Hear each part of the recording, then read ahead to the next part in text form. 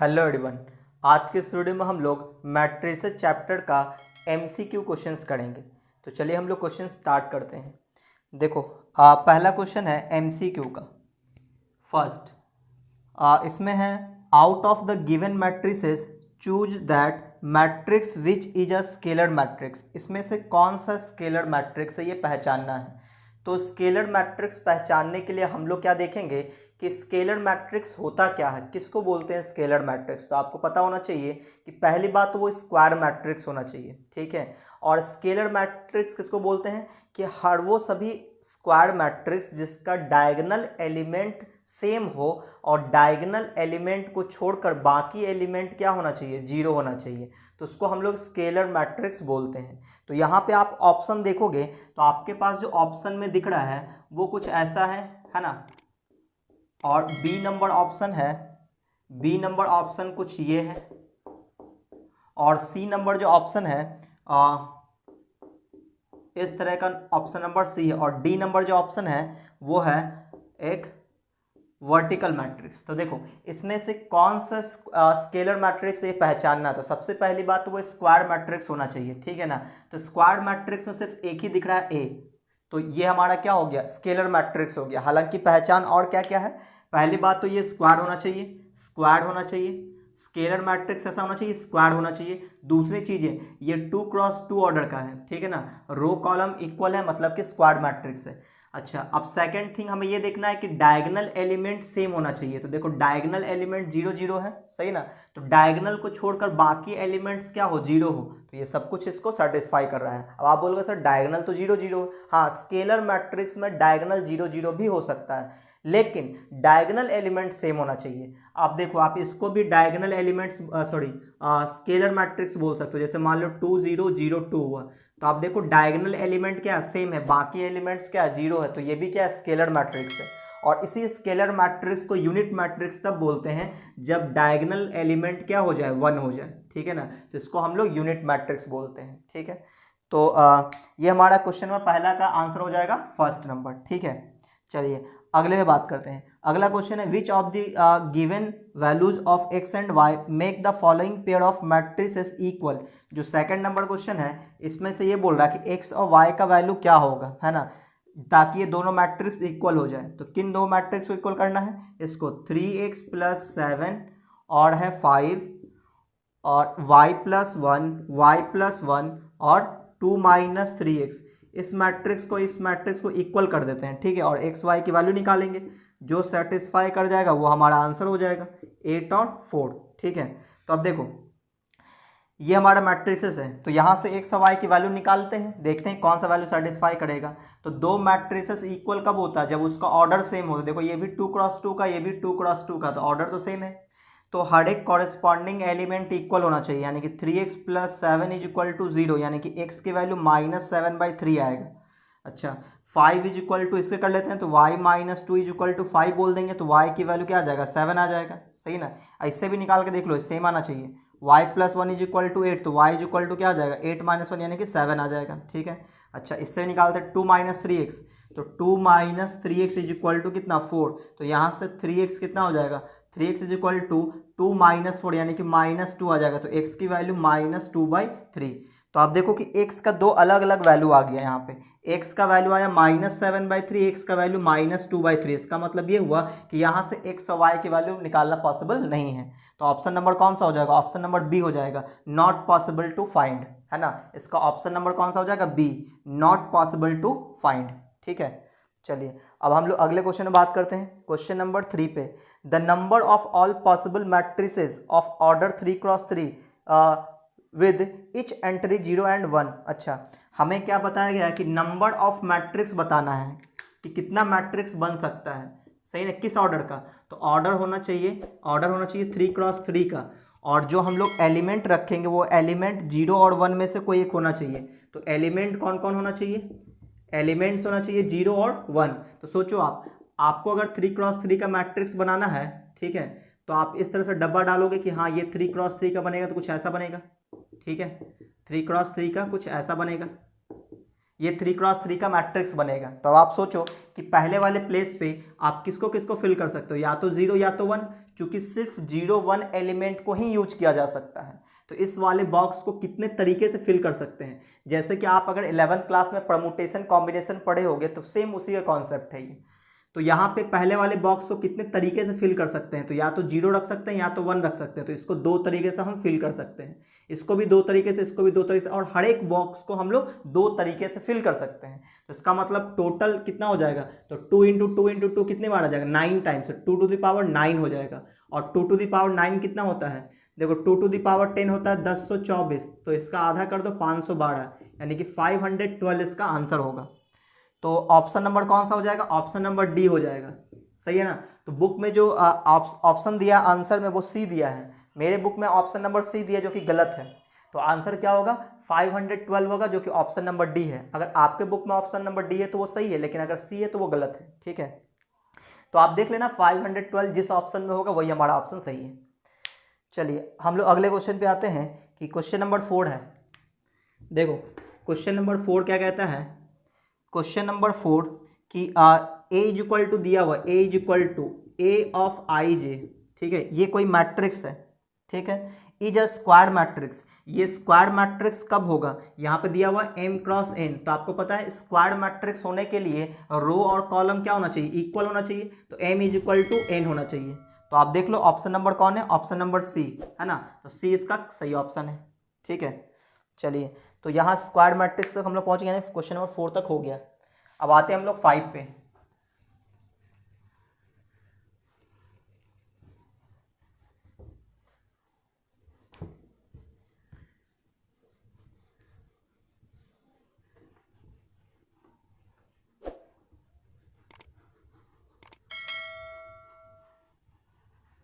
देखो question number 5 की बात करते हैं। इसमें इसका हेडलाइन ऐसे लिखा है, क्वेश्चन नंबर 5 का जो ऊपर में हेडलाइन लिखा है एज्यूमिंग, एज्यूमिंग क्या एज्यूम करना है, x y z, capital X capital Y capital Z और कैपिटल पी, है ना। ये 4-5 मैट्रिक्स दिया हुआ, आर मैट्रिसेस ऑफ ऑर्डर। अच्छा इन सब का ऑर्डर भी दे रखा है, ठीक है ना। तो एक्स का जो ऑर्डर है, ऑर्डर कौन कौन सा है लिख लेते हैं ऑर्डर। और 2 क्रॉस एन का है, 2 क्रॉस एन का है। फिर दूसरा ऑर्डर है 3 क्रॉस के, 3 क्रॉस के। तीसरा है 2 क्रॉस पी, 2 क्रॉस पी। और चौथा है n क्रॉस 3। और लास्ट है p क्रॉस के। तो p क्रॉस के, इन 5, ये 5 मैट्रिक्सेस दिया हुआ है। इसको यूज करना किस में, refer for question number 5 and 6, यानी 5 और 6 क्वेश्चन नंबर के लिए इसको यूज करना है, ठीक है। तो क्वेश्चन नंबर 5 में पूछ क्या रहा है, 5 में ये पूछता है कि the restriction on n k and p so that, हमें रेस्ट्रिक्शन बताना है ना, रेस्ट्रिक्शन ऑन n, किस किस में रेस्ट्रिक्शन बताना है, n k and p, n k and p, इन तीनों में क्या रेस्ट्रिक्शन होना चाहिए, सो दैट, है ना, ताकि, सो दैट कौन से कंडीशन को फॉलो करे, P Y plus P capital Y और plus W capital Y, W capital Y will be defined are, will be defined are. अच्छा मतलब इसको डिफाइन करना है, ठीक है ना। तो ये अगर डिफाइंड होगा तो उस केस में एन के पी में क्या रिलेशन आएगा या क्या वैल्यू आएगा, ठीक है। तो देखो ये डिफाइन कब होता है, दो मैट्रिक्सेस का प्रोडक्ट डिफाइन कब होता है, जब इसका कॉलम इसका रो इक्वल हो जाए, ठीक है। तो एक बार देखो कि किसका किसका क्या ऑर्डर है। तो जो P है उसका ऑर्डर क्या है, तो ये इसका ऑर्डर है, ये इसका ऑर्डर हो गया, ये इसका ऑर्डर हो गया, इसका ऑर्डर ये हो गया, ठीक है। नहीं हमने गलत बोल दिया, x y z, x y z पहले W एंड P है, एक्स वाई जेड, यहाँ पे एक W भी होगा और एक P है, ठीक है। तो ठीक है पहले W एंड P है, ठीक है जी। अब देखो तो इसका ऑर्डर ये हो गया, P का ऑर्डर क्या हो जाएगा, ये हो जाएगा, ठीक है। तो अब देखो P जो है वो किस ऑर्डर का है, तो P क्रॉस K ऑर्डर का है, ठीक है। और इसमें इनटू Y है, तो Y जो किस ऑर्डर का, 3 क्रॉस K है, 3 क्रॉस K का ऑर्डर का है। और प्लस W, देखो W किस ऑर्डर का है, तो W n क्रॉस 3 का है, n क्रॉस 3 का है। और Y किस ऑर्डर का, तो Y है 3 क्रॉस K का, Y है 3 क्रॉस K। अब देखो अगर मान लो कि ये डिफाइन है, इसको डिफाइन करना है, तो डिफाइन कब होगा, दो मैट्रिसेस का प्रोडक्ट कब होता है, जब इसका कॉलम इसका रो क्या हो जाए, इक्वल हो जाए, यानी कि k इज इक्वल टू 3 होना चाहिए, ठीक है। और यहाँ पे देखो ये दोनों 3 इक्वल टू 3 है, तो इसका मतलब ये हुआ k इज इक्वल टू 3 होना चाहिए। और क्या पूछ रहा है, restriction on n k and p, तो k का तो वैल्यू पता चल गया 3 है, ठीक है। अच्छा, और क्या होना चाहिए, तो यहाँ पे हाँ, तो यहाँ देखो अब ये दो मैट्रिक्सेस को प्लस करना, तो यहाँ से जो रिजल्ट मिलेगा, यहाँ से जो रिजल्ट मिलेगा वो किस ऑर्डर का मैट्रिक्स होगा। यहाँ से तो एक पता चल गया कि k इज इक्वल टू 3 होना चाहिए। अब ये सोचो कि इसका जो रिजल्ट आएगा, इसका जो रिजल्ट आएगा वो किस ऑर्डर का होगा। तो मान लो कि जो भी ये रिजल्ट आएगा वो किस ऑर्डर का होगा, देखो p क्रॉस k ऑर्डर का होगा, p क्रॉस k ऑर्डर का होगा, प्लस अब ये जो मैट्रिक्सेस हो किस ऑर्डर का होगा, तो n क्रॉस k ऑर्डर का होगा, तो यहाँ पे n क्रॉस k ऑर्डर का होगा, सही है ना। अब देखो यहाँ पे हमें क्या करना है कि दो मैट्रिसेस का सम हम लोग कब निकाल पाएंगे, जब दोनों का ऑर्डर सेम हो जाए। ऑर्डर सेम होने का मतलब ये हुआ कि ये अगर p क्रॉस k है तो ये भी p क्रॉस k के फॉर्म में होना चाहिए। तो यहाँ देखो k तो k है ही, इसका मतलब जरूर p और n क्या है, बराबर है। तो हम लोग बोलेंगे k इज इक्वल टू 3 होना चाहिए और p is equal to n होना चाहिए। तो अगर कोई ऐसा ऑप्शन है तो ये आंसर हो जाएगा। हाँ, ये पहला ही ऑप्शन है ना, तो पहला ही ऑप्शन इसका ये सही हो जाएगा। क्वेश्चन नंबर कौन सा था ये, 5 का, क्वेश्चन नंबर 5 का ऑप्शन नंबर ए हो जाएगा, ठीक है। चलिए क्वेश्चन नंबर 6 पे बात करते हैं, और 6 के लिए भी यही कंडीशन यूज करना है, ठीक है। क्वेश्चन नंबर 6 यहाँ पे लिखा हुआ है if n is equal to p, if n is equal to p, अगर n और p बराबर है then the order of the matrix 7x minus 5z, इस मैट्रिक्स का ऑर्डर बताना है क्या होगा, सही है ना। तो देखो x का ऑर्डर तो दे रखा है, x का ऑर्डर क्या है 2 इंटू एन है, तो इसका ऑर्डर है 2 इंटू एन, और z का ऑर्डर है 2 क्रॉस p, तो यहाँ पे लिख देंगे 2 क्रॉस p। अब दो मैट्रिक्सेस का डिफरेंस कब होगा, जब दोनों सेम ऑर्डर का होगा। सेम ऑर्डर होने का मतलब देखो 2 की जगह 2 है तो n की जगह जरूर p होगा, है ना, तो n is equal to p। तो हमें ये अच्छा, ये हमसे ये पूछा जा रहा था कि किस ऑर्डर का होगा, तो किस ऑर्डर का मैट्रिक्स निकल के आएगा। तो याद रहे कि दो मैट्रिक्स का जो डिफरेंस हम लोग निकालेंगे तो जो ऑर्डर इसका होगा वही ऑर्डर का रिजल्ट का आंसर होगा। जैसे अगर ये 2 क्रॉस n का है तो ये भी 2 क्रॉस n का होगा, क्योंकि n बराबर p है। तो आप ऐसा भी लिख सकते हो कि x 2 cross n minus 5z, और आप क्या कर सकते हो p की जगह n लिख सकते हैं, क्योंकि p is equal to n है। देखो दोनों का ऑर्डर सेम है, तो जो रिजल्ट आएगा उसका भी ऑर्डर यही होगा, है ना, 2 क्रॉस n का होगा, या आप 2 क्रॉस p भी बोल सकते हो। तो देख लो ऑप्शन कौन सा है, 2 क्रॉस n हो तो भी ऑप्शन सही होगा और 2 क्रॉस p हो तो भी ऑप्शन सही होगा, क्योंकि n और p इक्वल है। तो अब देख लो कौन सा आंसर सही होगा, 2 क्रॉस n, यानी कि बी नंबर ऑप्शन सही है ना। बी नंबर ऑप्शन में 2 क्रॉस n दिया है, ये भी आंसर सही है, ये भी आंसर सही है, लेकिन ऑप्शन में ये वाला अवेलेबल है 2 क्रॉस n, तो 2 क्रॉस n इसका सही आंसर, ठीक है। तो अब हम लोग बढ़ते हैं अगले क्वेश्चन पे, यानी क्वेश्चन नंबर 7 पे।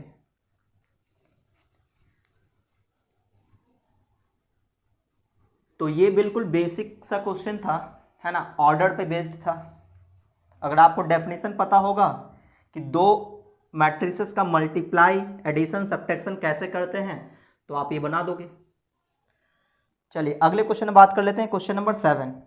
देखो क्वेश्चन नंबर 7 क्या है, question number 7, if A is equal to A कोई मैट्रिक्स दिया हुआ है, alpha beta gamma minus alpha is such that A square is equal to I, then, तो हमें कुछ कंडीशंस दे रखा, उस पर दिखाना है कौन सा कंडीशन सही है। तो इसी इक्वेशन को हम लोग सॉल्व करेंगे, ठीक है। तो यहाँ पे सॉल्व करना स्टार्ट करते हैं। तो बताओ ए स्क्वायर कैसे निकलेगा, तो ए को 2 बार मल्टीप्लाई करेंगे, A square is equal to A into A बोलेंगे, तो ए की वैल्यू क्या है अल्फा बीटा, और ये गामा माइनस अल्फा, और फिर अगला क्या है ए है, ए का मतलब अल्फा बीटा और ये गामा माइनस अल्फा, ठीक है। सॉल्व कैसे करते हैं, तो इसके रो को इसके कॉलम से मल्टीप्लाई करेंगे, अल्फा इंटू अल्फा स्क्वायर, फिर बीटा इंटू गामा, ठीक है, फिर अल्फा इंटू बीटा, फिर बीटा इंटू माइनस में बीटा इंटू अल्फा हो जाएगा, फिर इससे गामा इंटू अल्फा, फिर माइनस अल्फा इंटू गामा, और फिर गामा इंटू बीटा, और फिर माइनस में माइनस प्लस हो जाएगा, अल्फा का स्क्वायर हो जाएगा, इज इक्वल टू आई है। आई का मतलब आइडेंटिटी मैट्रिक्स, जो ये ऑर्डर है वही ऑर्डर का लिखेंगे, 2x2 ऑर्डर का है 2x2 ऑर्डर का लिखेंगे।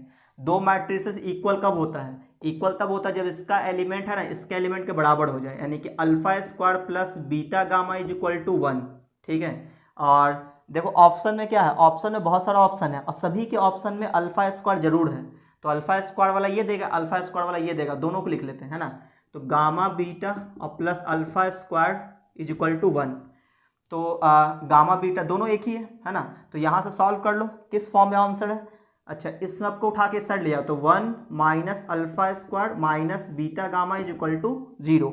चेक कर लो ऑप्शन, तो 1 minus alpha square minus beta gamma is equal to 0, option number C, है ना। सी नंबर ऑप्शन बिल्कुल सही है। तो एक बार चेक कर लेते हैं हम लोग, 7 का सी नंबर बिल्कुल सही है। चलिए अब हम लोग अगले क्वेश्चन में बात करते हैं, क्वेश्चन नंबर 8 पे। देखो क्वेश्चन नंबर 8 क्या है, if a matrix is both symmetric and skew symmetric matrix then. अच्छा, कौन सा ऐसा मैट्रिक्स है जो सिमेट्रिक भी होगा और स्क्यू सिमेट्रिक मैट्रिक्स होगा? तो ऐसा सिर्फ एक ही मैट्रिक्स होता है, कौन सा? नल मैट्रिक्स, ठीक है। तो यहाँ पे क्या बोला था 8 number, if a matrix is both symmetric and skew symmetric, तो सिमेट्रिक एंड स्क्यू सिमेट्रिक कौन होता है? जीरो मैट्रिक्स, है ना, जीरो मैट्रिक्स। कैसे, अब इस पे बात करते हैं। तो जीरो मैट्रिक्स आंसर इसका सही होगा, यानी कि ऑप्शन नंबर बी होगा इसका, ठीक है। अब सुन लो कि सिमेट्रिक मैट्रिक्स और स्क्यू सिमेट्रिक मैट्रिक्स का पहचान क्या है। तो देखो सिमेट्रिक मैट्रिक्स में क्या होगा कि पहली बात तो ये स्क्वायर मैट्रिक्स होगा, है ना, और इधर स्क्यू लिखेंगे, ठीक है। देखो अगर सिमेट्रिक मैट्रिक्स है तो देखो एलिमेंट कैसा होगा, सिमेट्रिक मैट्रिक्स में जैसे मान लो ये 2, यहाँ पे 5 1, यहाँ पे आ जाओ मान लो कि -5, यहाँ पे आ जाएगा -1, यहाँ पे 3, यहाँ पे 2 कर लिए, ठीक है। और यहाँ पे आ जाएगा यहाँ पे क्या कर लें, चलो 4 कर लेते हैं, यहाँ पे -4, ठीक है। तो देखो यहाँ पे अगर सिमेट्रिक मैट्रिक्स हुआ, तो आपको देखना होगा क्या कि डायगोनल के रिस्पेक्ट में जो कॉन्जुगेट एलिमेंट होगा वो अपोजिट साइन के साथ होगा, ठीक है ना। ये +5 है तो -5 है, ये +1 है तो -1, ये +4 है तो -4 में, तो डेफिनेटली ये कैसा होगा, ये होगा एक आपका सिमेट्रिक मैट्रिक्स, ठीक है। अच्छा, अब देखो स्क्यू सिमेट्रिक में क्या होगा कि डायगोनल एलिमेंट जीरो होगा, और जो कॉन्जुगेट एलिमेंट होगा वो बिल्कुल जो कॉन्जुगेट एलिमेंट होगा वो, अच्छा ये सिमेट्रिक मैट्रिक्स में बिल्कुल ये अपोजिट साइन नहीं होगा, है ना, मैंने उल्टा बोल दिया, सेम होगा। जैसे देखो 2 3 4 है तो डायगोनल के रिस्पेक्ट में जो कॉन्जुगेट एलिमेंट हो बिल्कुल सेम होगा, और जो हमारा स्क्यू सिमेट्रिक मैट्रिक्स है वो डायगोनल का एलिमेंट 0 होगा और जो कॉन्जुगेट एलिमेंट होगा वो अपोजिट साइन के साथ होगा, है ना। जैसे यहाँ पे मान लो 4 ले ले तो यहाँ पे -4 हो जाएगा, यहाँ पे -3 कर ले तो यहाँ पे 3 हो जाएगा। तो इसमें क्या होगा कि डायगोनल का एलिमेंट 0 होगा और जो कॉन्जुगेट एलिमेंट होगा वो अपोजिट साइन के साथ होगा, ठीक है ना। वैल्यू सेम होगा लेकिन अपोजिट साइन के साथ होगा। तो ये हो गया हमारा सिमेट्रिक, ये हो गया स्क्यू सिमेट्रिक्स, ठीक है ना। अब हमें एक ऐसा मैट्रिक्स ढूंढना है जो दोनों है। तो आप बताओ, जब हम लोग ले लेंगे इस तरह से 0 0 0 और यहाँ भी 0, तब हम क्या बोलेंगे कि यहाँ पे अगर आप माइनस लगा दो तो कोई फर्क नहीं पड़ता, है ना। 0 के साथ माइनस बोलो प्लस बोलो कोई फर्क नहीं पड़ता। अगर आप माइनस लगा के सोचते हो तो ये स्क्यू सिमेट्रिक हो जाएगा, और माइनस हटा के सोचोगे तो ये सिमेट्रिक हो जाएगा। तो माइनस लगाओ ना लगाओ कोई फर्क नहीं पड़ता, इसलिए इसको क्या बोलते हैं, सिमेट्रिक भी है और स्क्यू सिमेट्रिक भी है, ठीक है। तो उम्मीद है आपको ये समझ में आया होगा। चलिए तो अब हम लोग क्वेश्चन नंबर अगला करते हैं, यानी क्वेश्चन नंबर 9 पे बात करते हैं।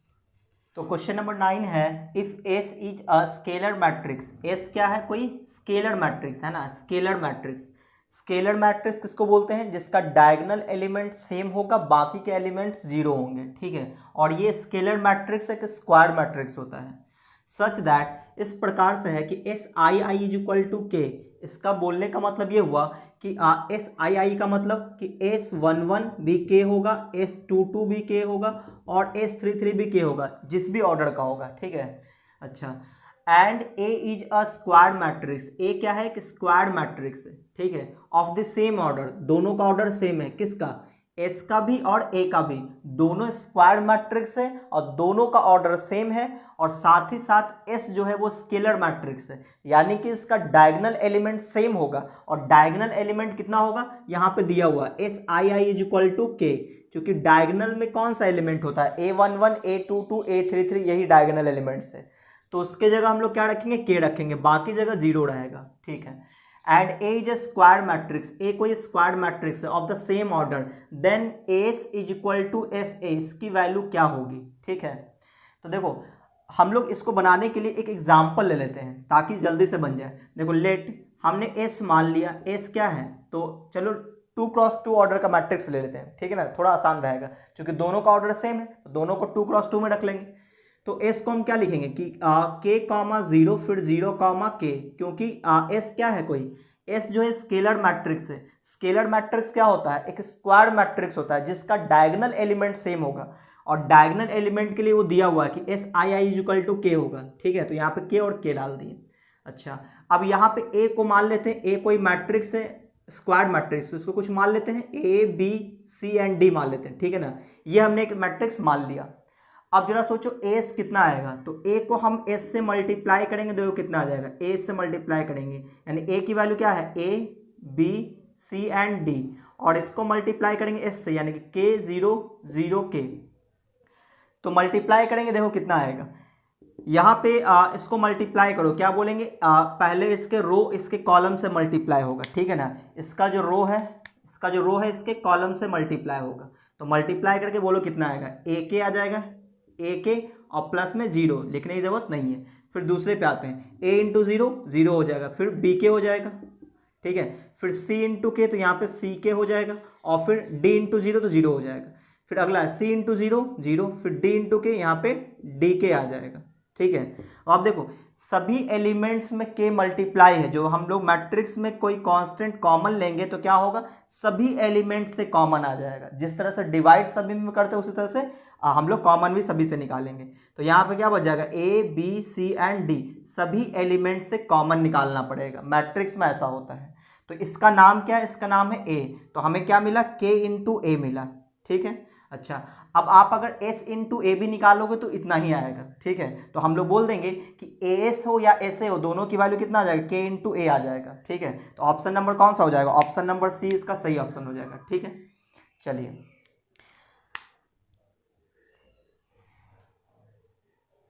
और कॉन्जुगेट एलिमेंट अपोजिट साइन के साथ होगा, ठीक है। चलिए क्वेश्चन नंबर हम लोग 10 पे बात करते हैं। देखो क्वेश्चन नंबर 10 क्या है, if A is a square matrix such that A square is equal to A कोई स्क्वायर मैट्रिक्स है जहाँ पे लिखा हुआ है A square is equal to A, तो हमें बताना है, हमें वैल्यूज निकालना है किसका, क्वेश्चन नंबर 10 था ना, हाँ।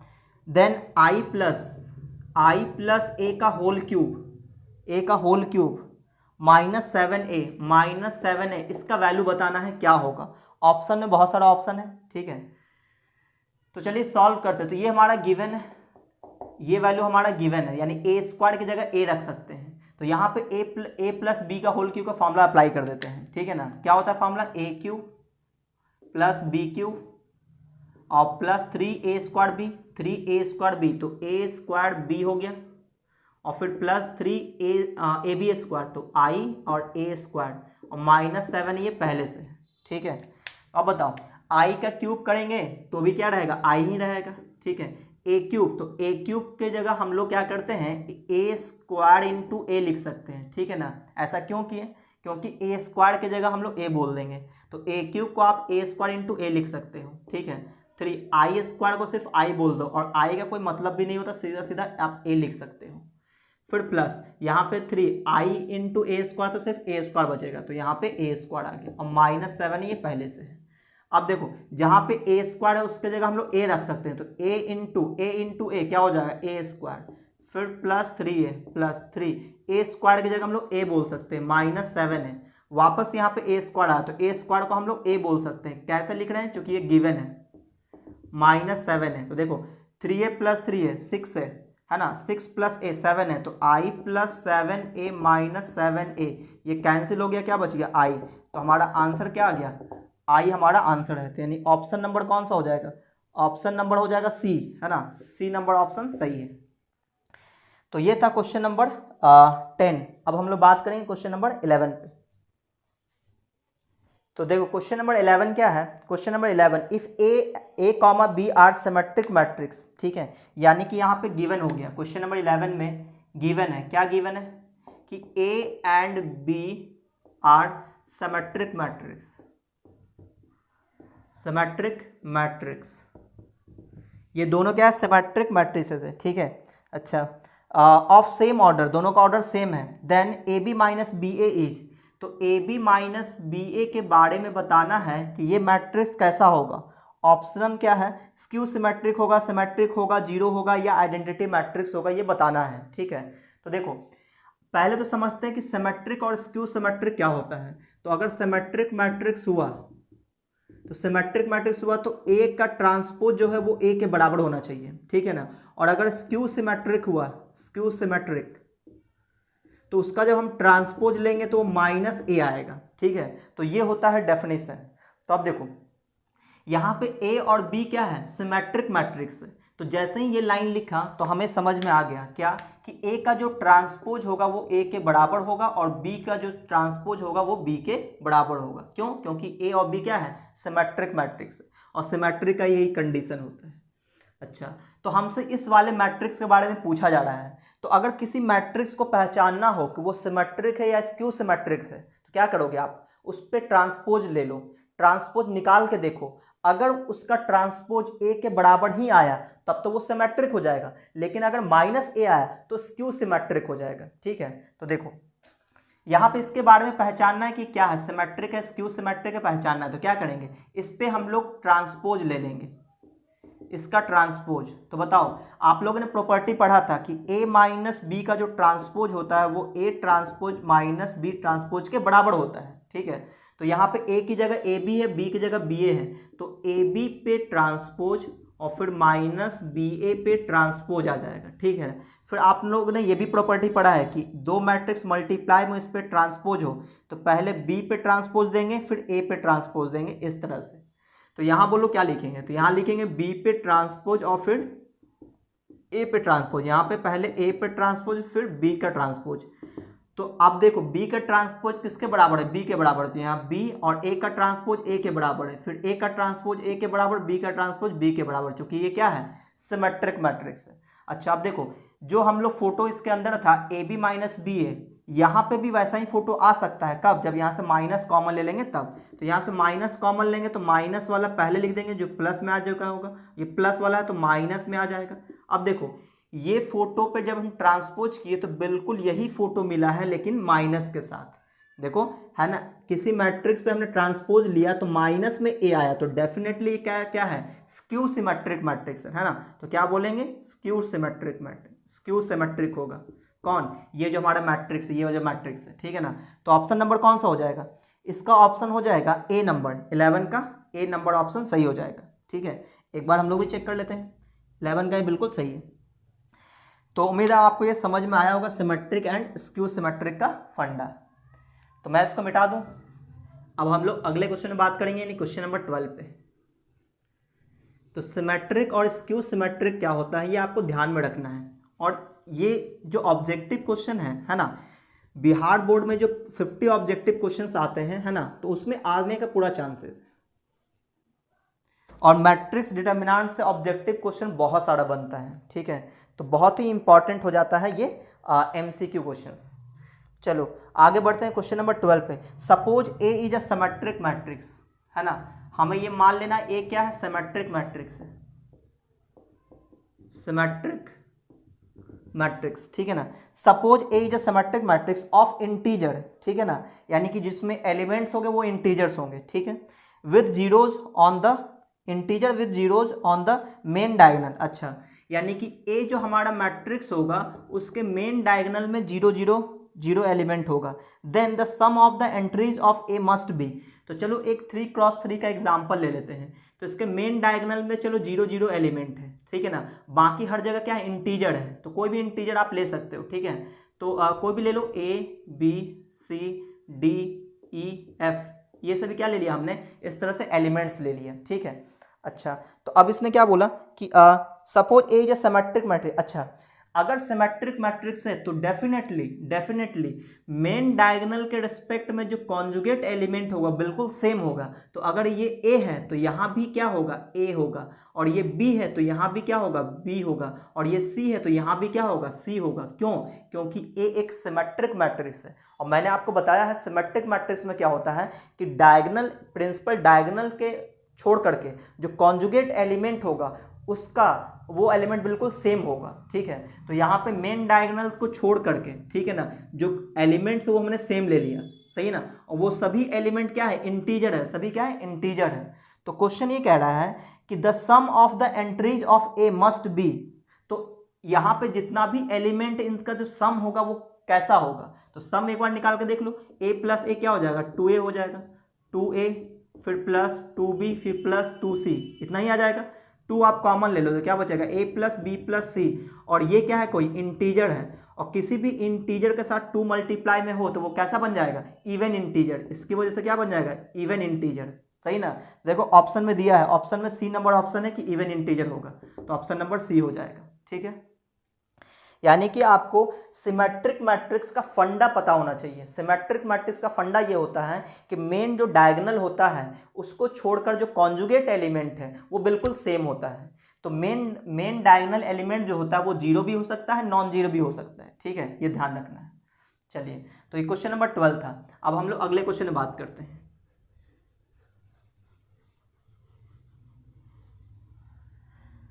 देखो क्वेश्चन नंबर 13 पे बात कर लेते हैं। Question number 13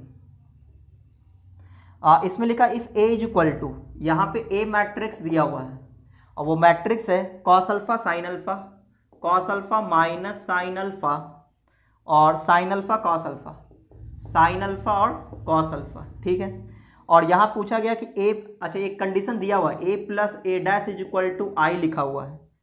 if the value of alpha is, तो अल्फा की वैल्यू बताना है क्या होगा। तो इसी इक्वेशन को सॉल्व कर देंगे, अल्फा का वैल्यू आ जाएगा। तो ए का मतलब तो ये हुआ है ना, क्या लिखेंगे, कॉस अल्फा और माइनस साइन अल्फा, और ये हो जाएगा साइन अल्फा और ये हो जाएगा कॉस अल्फा। ठीक है, अब ए डैश लेंगे, ए डैश का मतलब ए का ट्रांसपोज, ट्रांसपोज कैसे निकालते हैं, इसका रो इसके कॉलम में हो जाएगा, यानी कि cos alpha minus sine alpha, इसका रो साइन अल्फा और कॉस अल्फा। तो रो कॉलम को इंटरचेंज करने से ही इसका ट्रांसपोज आता है। ठीक है ना, और इधर आई है, आई का मतलब 1001। ठीक है, अच्छा अब इसको हम लोग सॉल्व करेंगे तो ये दोनों प्लस हो जाएगा इस तरह से, कॉस अल्फा 2 कॉस अल्फा हो जाएगा, और यहाँ पे minus sine alpha plus sine alpha 0 हो जाएगा, sine alpha minus sine alpha 0 हो जाएगा, cos alpha plus cos alpha 2 cos alpha हो जाएगा। ठीक है, और इज इक्वल टू कितना, 1 0 और 0 1। तो देखो यहाँ से 2 cos alpha is equal to क्या बोलेंगे, दो मैट्रिक्स इक्वल कब होगा, जब इसका कॉरस्पॉन्डिंग एंगल इक्वल हो जाए। तो यहाँ पे cos alpha is equal to 1/2, तो कॉस अल्फा के किस एंगल पे वैल्यू 1/2 आएगा, वैसे तो बहुत सारे एंगल पे आएगा लेकिन ऑप्शन में क्या है, ऑप्शन में सिर्फ नॉर्मल तरीके से एंगल दिया हुआ है। ठीक है ना, तो यहाँ पे अल्फा की वैल्यू कितना आ जाएगा, 60 डिग्री, यानी कि π/3 हो जाएगा, है ना, कॉस 60 1/2 होता है, तो अल्फा वैल्यू π/3, यानी कि ऑप्शन नंबर सी होना चाहिए। क्वेश्चन नंबर 13 का बिल्कुल सी नंबर ऑप्शन सही है ना, तो ऑप्शन नंबर सी हो जाएगा। ठीक है, तो ये था हमारा क्वेश्चन नंबर 13। अब हम लोग 14 पे बात करेंगे। ठीक है, चलिए तो क्वेश्चन नंबर 14 पे बात करते हैं।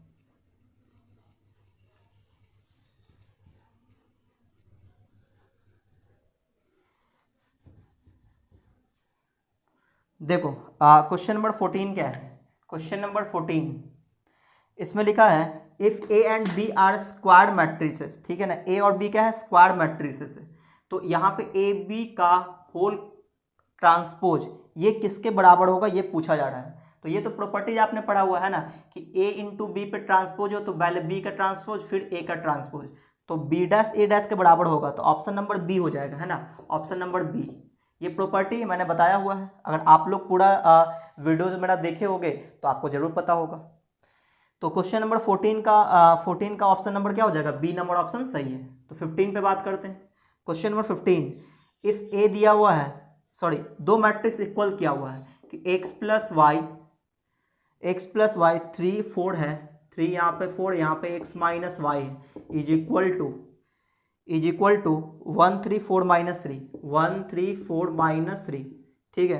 तो क्या पूछा जा रहा है, देन एक्स वाई इज, तो पूछा जा रहा है कि एक्स कॉमा वाई की वैल्यू क्या होगा, तो पहले एक्स की वैल्यू निकालेंगे फिर वाई की वैल्यू, तो आप इन दोनों को इक्वल कर देंगे, तो बोलेंगे x plus y is equal to 1, और ये इन दोनों को इक्वल कर देते हैं, तो x minus y is equal to कितना हो जाएगा, -3, दोनों को ऐड कर देते हैं, है ना, तो ये गायब हो जाएगा, तो यहाँ क्या बचेगा 2x इज इक्वल टू -2, यानी कि x की वैल्यू -1 आ जाएगा, है ना।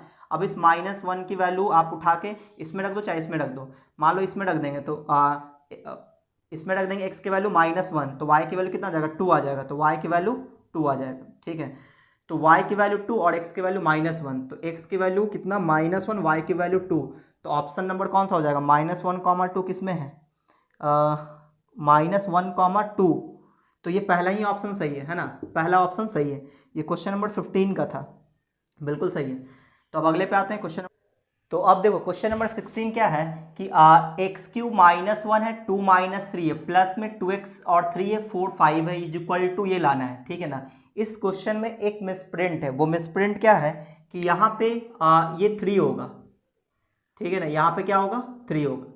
देखो बाकी सभी तो सही है कि 2 और +4 कितना 6 सही है, -3 और 5 कितना आएगा 2 आएगा, ये भी सही है, -1 + 3 कितना आएगा -1 + 3 2 आएगा, ये भी सही है। बस यहाँ पे एक मिसप्रिंट था 3 होगा, नहीं तो यहाँ पे x का कोई वैल्यू ही नहीं आएगा, ठीक है। तो देखो अब इसका मतलब ये हुआ कि इसके कॉरेस्पॉन्डिंग एलिमेंट्स को हम ऐड करेंगे, तो x³ और +2x, हमें तो सिर्फ x की वैल्यू से मतलब है, तो सिर्फ हम लोग x वाले वैल्यू से ही निकाल लेते हैं, ठीक है, क्योंकि ये ऑब्जेक्टिव क्वेश्चन है, तो x³ और 2x इज इक्वल टू किसके बराबर होगा 3 के बराबर होगा, सही ना। अब यहाँ पे हम लोग सोचते हैं कि x का वैल्यू कैसे निकालेंगे, तो x का वैल्यू हम लोग यहीं से निकाल लेते हैं कि अब अगर x का वैल्यू यहाँ पे हम लोग पुट करके देखते हैं, जो सेटिस्फाई कर जाएगा वो हमारा x की वैल्यू हो जाएगा, तो 1 रख के देखो x हो जाएगा, तो 1 + 2 तो 3 आ जाएगा, यानी कि 1 जो है सेटिस्फाई कर रहा, तो 100% x की वैल्यू क्या होगा 1 होगा, ठीक है ना। तो जब भी इस तरह से ऑप्शन हो तो ऑप्शन से ही हम लोग चेक कर लेंगे। तो ये हो गया क्वेश्चन कंप्लीट, क्वेश्चन नंबर 16।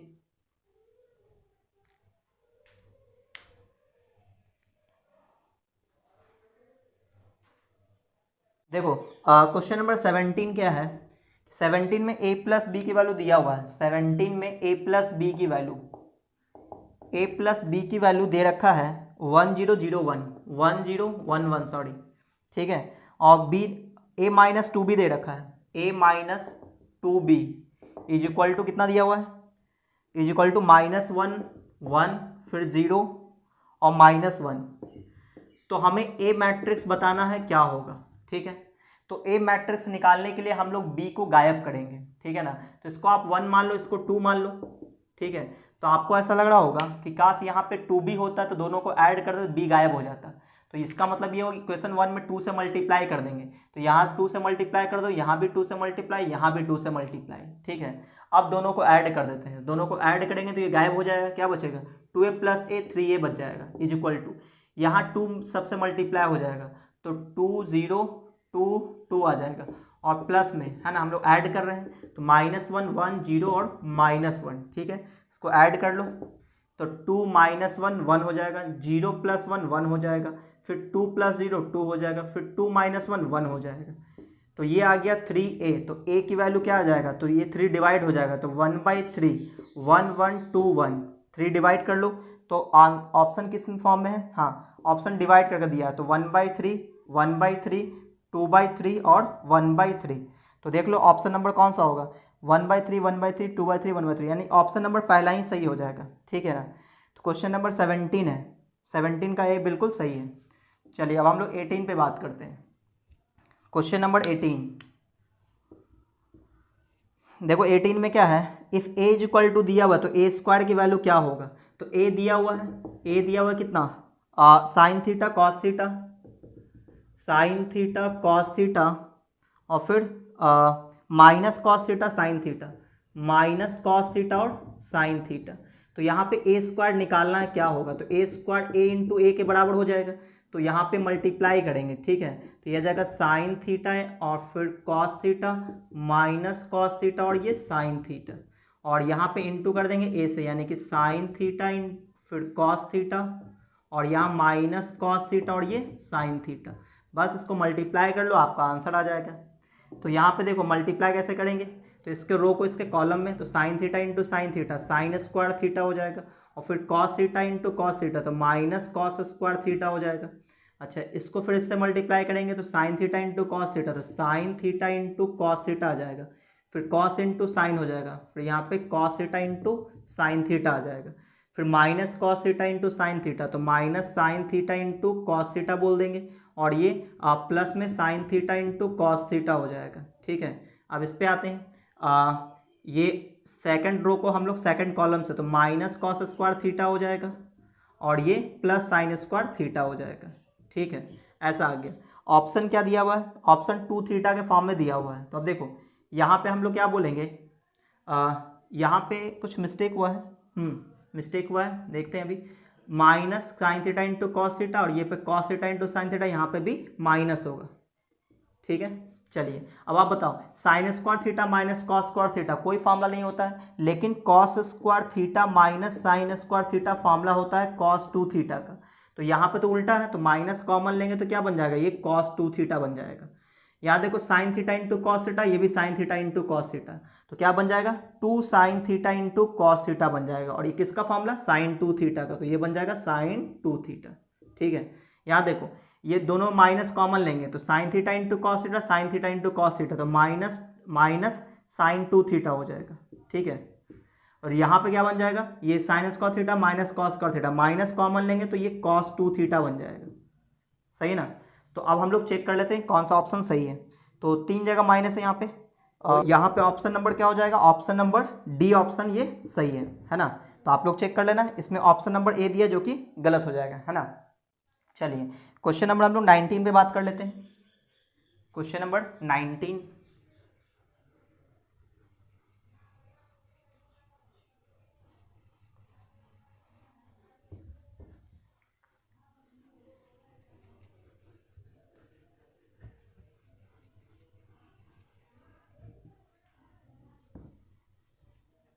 चलिए तो अगले क्वेश्चन में बात करते हैं, क्वेश्चन नंबर 19 में। तो 19 तो बहुत ही आसान क्वेश्चन है। 19 नंबर लिखा है x plus y x minus y, एक मैट्रिक्स दिया है एक्स प्लस वाई, यहाँ पे x minus y is equal to एक और मैट्रिक्स है 2 1 4 3 2 1 4 3, और इसको मल्टीप्लाई करना 1 माइनस 2 से, 1 माइनस 2 से। ठीक है, तो एक्स वाई की वैल्यू बताना है, एक्स कॉमा वाई, इसकी वैल्यू क्या होगा। तो इसका मतलब पहले इन दोनों को मल्टीप्लाई करेंगे, तो मल्टीप्लाई करेंगे कैसे, इसके रो को इसके कॉलम से, तो 2 इंटू 1 2 हो जाएगा, फिर प्लस माइनस 2 हो जाएगा। ठीक है, फिर इसको मल्टीप्लाई करेंगे इससे, यानी कि 4 इंटू 1 4 और माइनस का 6 हो जाएगा। इसको और सॉल्व कर लेते तो 0 और ये हो जाएगा -2, तो यहाँ पे आ जाएगा कितना एक्स प्लस वाई, और यहाँ पे एक्स माइनस वाई। दो मैट्रिक्स इक्वल कब होगा, जब कॉरेस्पॉन्डिंग एलिमेंट इक्वल हो जाए। X minus y is equal to -2, दोनों को ऐड कर देंगे तो यहाँ पे 2x आ जाएगा, यहाँ पे क्या आ जाएगा -2, तो x की वैल्यू -1 आ गया, है ना। -1 यहाँ पे रख देते हैं, तो y की वैल्यू क्या आ जाएगा, x की वैल्यू हमने -1 रखा तो y की वैल्यू 1 आ जाएगा, तो y की वैल्यू 1, तो ऑप्शन हो जाएगा कौन सा, ये -1, 1 आना चाहिए। ठीक है, तो देख लो कौन सा ऑप्शन है, 19 का था -1, 1, यानी ऑप्शन नंबर सी हो जाएगा, ऑप्शन नंबर सी ये सही आंसर है। ठीक है, चलो अब हम लोग 20 पे बात कर लेते हैं। देखो क्वेश्चन नंबर 20 क्या है कि k इज अ स्केलर, यानी k कोई नंबर होगा, कोई स्केलर नंबर है, and a is a n square matrix, यानी कि a कोई मैट्रिक्स है n ऑर्डर का, है ना। आप समझो कि n ऑर्डर का है, n स्क्वायर मैट्रिक्स लिखा है ना, तो n ऑर्डर का, n ऑर्डर बोलने का मतलब n क्रॉस n का है। ठीक है, देन डिटर्मिनांट ऑफ के ए क्या होगा, इस डिटर्मिनांट की वैल्यू निकालना है। तो देखो अगर आपने डिटर्मिनांट पढ़ा हुआ है तब तो आपको समझ में आ जाएगा, आपने नहीं पढ़ा है तो आप जब डिटर्मिनांट पढ़ोगे तो आपको समझ में आ जाएगा। ठीक है, देखो मैट्रिक्स में अगर हम लोग किसी के से मल्टीप्लाई करें तो होता क्या है कि ये के सभी एलिमेंट के साथ मल्टीप्लाई होता है, लेकिन यहाँ पे अगर हम लोग के मल्टीप्लाई करें किसी डिटर्मिनांट में तो किसी एक रो या किसी एक कॉलम के अकॉर्डिंग मल्टीप्लाई होता है। ठीक है, ये आपको ध्यान में रखना है। तो अब देखो यहाँ पे ए क्या है, कोई मैट्रिक्स है, तो के को किसी मैट्रिक्स से मल्टीप्लाई करेंगे, के को किसी मैट्रिक्स से मल्टीप्लाई कर लेंगे, मान लो कि वो 2 इंटू 2 ऑर्डर का है, तो यहाँ पे मान लो इस तरह से आएगा। ठीक है ना, और इसका डिटर्मिनांट लेंगे तो सोचो क्या आएगा आंसर। के जो है कि हर एक एलिमेंट के साथ मल्टीप्लाई हुआ होगा, के जो है हर एक एलिमेंट के साथ मल्टीप्लाई, यहाँ भी के आया होगा, यहाँ भी के आया होगा, यहाँ भी के, यहाँ भी के, इस तरह से आया होगा, ठीक है ना। और इसका हमें डिटर्मिनेंट निकालना हो तो इसका मैट्रिसेस हटेगा, तो जब डिटर्मिनेंट निकालेंगे तो हम लोग कॉमन लेंगे। तो कॉमन कैसे लेंगे, तो कॉमन कैसे लेते हैं, किसी एक रो या किसी एक कॉलम के साथ। तो इस रो से हमने कॉमन लिया के, फिर इस रो से के, तो के स्क्वायर हो गया। तो यानी कि 2 क्रॉस 2 ऑर्डर का रहेगा, 2 क्रॉस 2 ऑर्डर का अगर हमने मैट्रिसेस लिया है तो के पावर 2 आ रहा है, सही ना। तो यहाँ पे ए n क्रॉस n का है तो डेफिनेटली यहाँ पे के पावर n आ जाएगा। तो इसका आंसर क्या आ जाएगा, के पावर n, और यहाँ पे डिटर्मिनेंट ऑफ ए आ जाएगा। तो ये इसका आंसर होगा। तो 20 का चेक कर लो, ऑप्शन नंबर कौन सा होगा, 20 का हो जाएगा ऑप्शन नंबर डी हो जाएगा, है ना। 20 का डी नंबर ऑप्शन बिल्कुल सही है, ठीक है। तो ये इस तरह से ऑप्शन नंबर डी आ गया। अब आते हैं हम लोग क्वेश्चन नंबर 21 पे। Question number 21,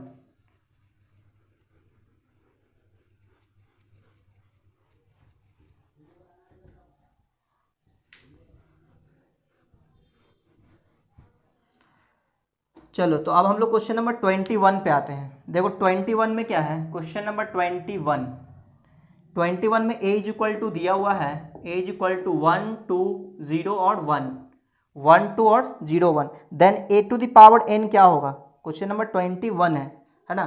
A to the power n क्या होगा, यहाँ से पूछा जा रहा है A to the power n क्या होगा, और बहुत सारा ऑप्शन दिया हुआ है 21 में। तो देखो ए टू द पावर एन जब आप निकालोगे तो क्या आएगा वो सुनना। जब यहाँ पे आप a है तो यहाँ पे क्या आया हुआ है, 2 आया हुआ है, ठीक है। जब आप इसका a स्क्वायर निकालोगे, a स्क्वायर आपको निकालना आता है ना, a इंटू ए करोगे, तो जब a इंटू ए करोगे तो यहाँ पे आ जाएगा आपके पास 1 इंटू 2 इंटू 2 आ जाएगा, और 0 इंटू 1, कहने का मतलब यहाँ पे 4 आएगा। तो हमने इसको 2 इंटू 2 लिख दिया। जब आप a क्यूब निकालोगे तो यहाँ पे a स्क्वायर इंटू ए करोगे, है ना, तो यहाँ पे जो निकल के आएगा आंसर वो आएगा 1, और यहाँ पे 2 इंटू 3 आ जाएगा, और 0 1, इस तरह से आता रहेगा। यानी कि यहाँ पे 6 आएगा, 6 का मतलब 2 इंटू 3। तो इसका मतलब ये हुआ कि जब यहाँ पे 3 है तो यहाँ पे 3 मल्टीप्लाई, यहाँ पे 2 है तो यहाँ पे 2 मल्टीप्लाई हो, जब यहाँ पे पावर 1 है तो यहाँ पे 1 मल्टीप्लाई में है।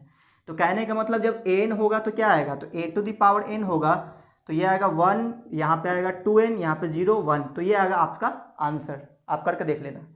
तो ये क्वेश्चन नंबर 21 का कौन सा ऑप्शन सही हो जाएगा, 21 का ए नंबर ऑप्शन सही हो जाएगा, है ना। तो इसका ए नंबर ऑप्शन सही है। अब हम लोग 22 में बात करते हैं। देखो 22 में बिल्कुल इसी टाइप का क्वेश्चन है। यहाँ पे क्या हो जाएगा, 22 बिल्कुल इसी टाइप का क्वेश्चन है। यहाँ पे ऐसा पूछा है ए इज इक्वल टू 1 a और 0 1 है, ठीक है। तो यहाँ a के पावर 1 है तो इंटू में 1 है ना। और अगर यहाँ पे a के पावर 4 हुआ तो क्या आ जाएगा, इंटू में 4 आ जाएगा, यानी 1, और ये हो जाएगा 4a 0 1। तो ये इसका आंसर हो जाएगा, यानी ऑप्शन नंबर डी हो जाएगा। 22 का डी नंबर ऑप्शन सही हो जाएगा, ठीक है। 22 का डी बिल्कुल सही है। तो ये हुआ MCQ एक्सरसाइज कंप्लीट। तो अगर आपको ये वीडियो अच्छा लगा तो वीडियो को लाइक कर दें, अपने दोस्तों में शेयर कर दें, और अगर आप चैनल में पहली बार आए तो चैनल को सब्सक्राइब करके बेल आइकन जरूर दबा दें, ताकि जैसे मैं कोई नया वीडियो डालूंगा आपको नोटिफिकेशन मिलता रहेगा।